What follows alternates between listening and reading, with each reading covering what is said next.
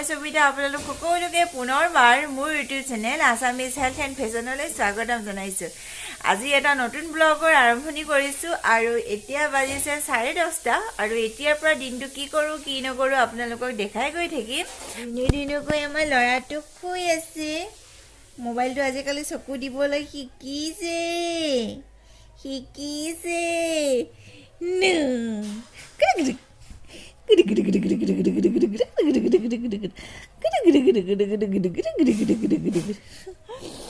লাহে লাহে অকণমান দুষ্ট হৈছে। মোবাইলটো দেখিলে পিটিকে চব কথা বাদ দি অকল মোবাইলটোলৈ চোৱা হৈছে।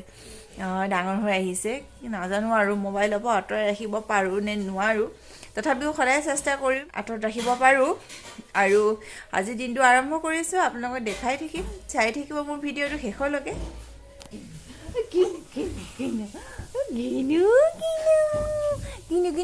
গুড মৰ্ণিং কৈ দিয়া। Good morning. কোৱা, মই ফুফু গৈ আহিলোঁ, ৰাস্তাৰ পৰা গৈ ফুফু গৈ আহিলোঁ। তাৰপিছত দেউতা মাম খাই স্কুল গ'ল। মায়ে মোক ফুফু নি আনিলে। মায়ে ফুফু যাওঁ ক'লেও নিনিয়ে। এতিয়া কোচতে উঠি উঠি বহি আছোঁ, কিন্তু তেওঁ খং উঠি আছে। কি কৰিলা ৰাতিপুৱাৰ পৰা উঠি? চুচু দিলোঁ, ডাইপাৰ চেঞ্জ কৰিলোঁ, ফুফু গ'লোঁ, দুদুমানি গ'লোঁ, আৰু কি কৰিলোঁ?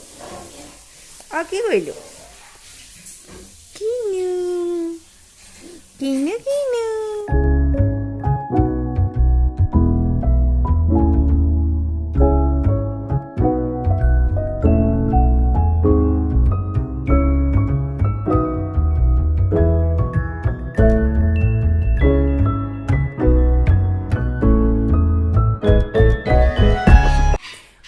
ল'ৰা-ছোৱালীবোৰক, বিশেষকৈ 4 পৰা 5 মাহৰ ল'ৰা-ছোৱালীবিলাকক দিনটোত কমেও আধা ঘণ্টা সময় মাকেই হওক বা দেউতাকেই হওক অকণমান বাহিৰলৈ উলিয়াই নিব লাগে।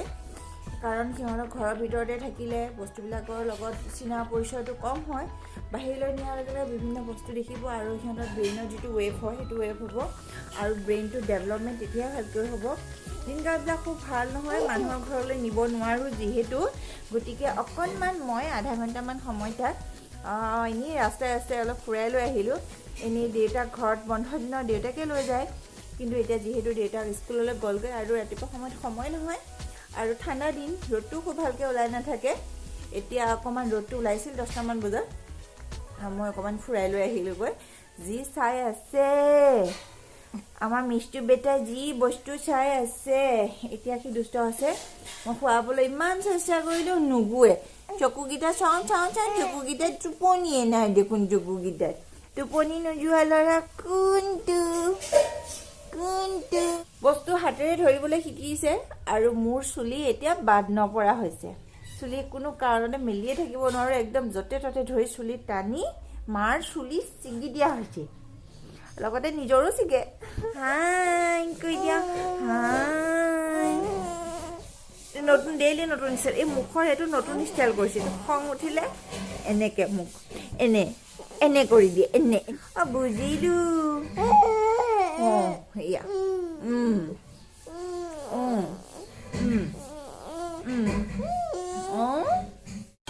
মিষ্টুক মালিচ কৰি দিলোঁ, গা ধুৱাই দিলোঁ আৰু তাক এতিয়া টোপনি নিয়াই থৈ আহিছোঁ। মানুহজনে ফোন কৰিলে অলপ আগতে যে তেওঁ দুপৰীয়া ভাত খাবহি বুলি পেলাই। গতিকে কালিয়ে বাচি থোৱা কেইটামান গৰৈ মাছ আছিলে, সেইকেইটা ভাজি আছোঁ।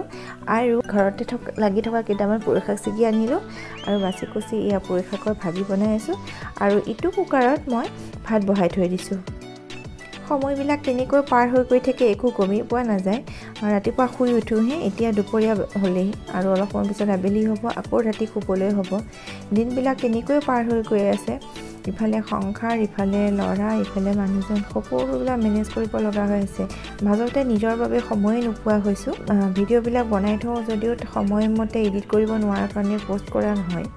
আৰু স্কুলো খুলিবলৈ আছে, কি হয় ভগৱানে জানে। আৰু তেতিয়া কোনোবা এগৰাকী সহায়িকা বিচাৰিব লাগিব, কাৰণ স্কুল খুলিলেতো ল'ৰাটোক ৰাখিবলৈ বা মানুহ এগৰাকী দৰকাৰ হ'ব। গতিকে ভাবি আছোঁ তেওঁ কোনোবা এগৰাকী ৰাখিম, কিন্তু যেতিয়ালৈকে পাৰোঁ যেনেকৈ মেনেজ কৰি থাকোঁচোন বাৰু নহয় জানো।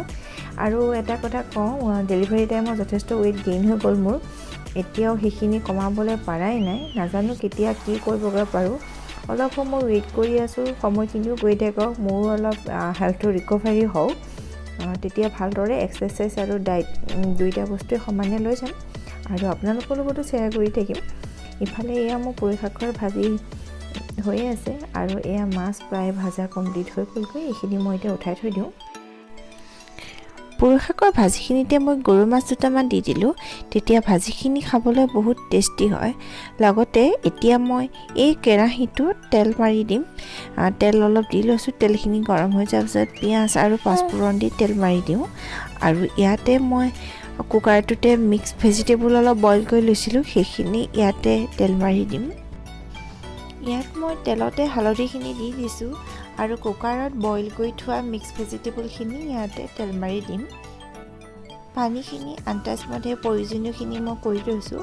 কোনোবাই যদি পানী বেছিকৈ ভাল পায় তেতিয়া পানী অলপ সৰহকৈ দিব। আমাক বেছি দুটা মানুহহে, আমাক বেছি জোল নালাগে, গতিকে মই পানী কম পৰিমাণে দিছোঁ আৰু নিমখখিনি আন্দাজমতে দি দিছোঁ। এয়া তৰকাৰীখিনি ধুনীয়াকৈ উতল আহিছে, গতিকে উতল অহাৰ পিছত মই ইয়াত দুটা মানুহৰ জোখাৰে মাছখিনি ধুনীয়াকৈ দি দিছোঁ। বন্ধু বান্ধৱীসকল, এইখিনিতে মই এটা কথা কওঁ, আগতে আমি পাইছিলোঁ যে আপোন ভালেই জগত ভাল, কিন্তু আজিকালি আচলতে সেইটো হৈ থকা নাই। আপুনি নিজেই যিমান ভাল হ'লেও মানুহবিলাকে আপোনাক সিমান ভালদৰে একচেপ্ট নকৰে নহয় জানো। আৰু আপুনি ভাল কৰি থাকিলেও যে আপোনাৰ লগত ভাল হ'ব বা বেলেগে আপোনাৰ প্ৰতি ভাল মনোবৃত্তিয়ে ৰাখিব, তেনেকুৱা ধৰণৰ কোনো কথা নাই। আৰু একচুৱেলি কি জানেনে, যিমান ভাল হোৱা যায় মানুহবিলাকে কিন্তু সুবিধাহে লয় দেই। কেতিয়াবা আপুনি সদায় সহায় কৰি থাকিব আৰু তাৰ মাজতে মানুহবিলাকে কি কৰিলে সুবিধা লৈ লয়, নিজৰ প্ৰয়োজন মতে আপোনাক ব্যৱহাৰ কৰে আৰু পিছত থৈ গুচি যায়গৈ পিছ দি পেলাই, হয়নে বাৰু? এনেকুৱা হোৱা দেখা যায়। কিন্তু যি নহওক, জীৱনবিলাকতো চলিয়ে থাকিব। যি হ'লেও ওপৰত এজন ভগৱান আছে, তেওঁ সকলোবিলাক দেখি আছে, গতিকে তেওঁলোকৰ ওপৰতে এৰি দিয়াটো ভাল নহয় জানো। কৰ্মা বুলি কোৱা এটা বস্তু আছে, যিটোৰ ওপৰত মই সম্পূৰ্ণ বিশ্বাস কৰোঁ। কাৰণ আনৰ লগত বেয়া কৰিলে হয়তো ভগৱানেও সেই একেখিনি বস্তুকে মোৰ জীৱনতো দিব পাৰে বুলি।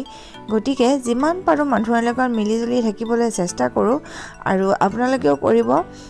বেয়া কাম কৰিলে এদিন কিবা এটা নহয় কিবা এটা কেতিয়াবা আপোনাৰ লগতো বেয়া হোৱা চান্স থাকে। গতিকে যিমানখিনি পাৰি ভালে ভালে চলিব আৰু ভগৱানৰ ওপৰত বিশ্বাস ৰাখি আগুৱাই যোৱাটোৱে ভাল নহয় জানো। কেতিয়াবা নহয় কেতিয়াবালৈ আকৌ ভাল দিন এটা আহিব। আৰু এয়া পুৰৈ শাকখিনিও ভাজা ধুনীয়া হৈ গৈছে, ধুনীয়াকৈ সিজিছে। সাধাৰণতে মই যিকোনো আহাৰ যদি বনাওঁ তেতিয়া মছলা তেনেকৈ ব্যৱহাৰ নকৰোঁ বুলি ক'লেও ভুলেই নহয়। আচলতে খুব কম পৰিমাণে ব্যৱহাৰ কৰোঁ মাছ মাংসটো। আৰু এতিয়া যিহেতু ঠাণ্ডা দিন আৰু এতিয়া ধনিয়া পাতটো খুব এভেইলেবল হয় আৰু ধনিয়া পাত দিলে আঞ্জাকণ খাবলৈও বহুত টেষ্টি হয়। আৰু মোৰ আঞ্জাখিনিও প্ৰায় উতলি আছে, হওঁ হৈ গৈছেগৈ ধুনীয়াকৈ।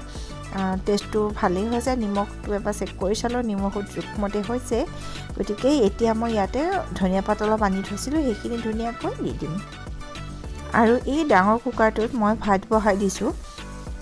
ভাবিছিলোঁ আজি ব্লগটো আৰু অলপ দীঘলীয়া কৰিম, কিন্তু সময় নহ'ল নতুনকৈ আৰু ভিডিঅ' কৰি থাকিবলৈ। গতিকে বন্ধু বান্ধৱীসকল, আজি ভিডিঅ'টো এইখিনিতে সামৰিছোঁ। পুনৰ লগ পাম আপোনালোকৰ আকৌ এটা নতুন ভিডিঅ'ৰ সৈতে।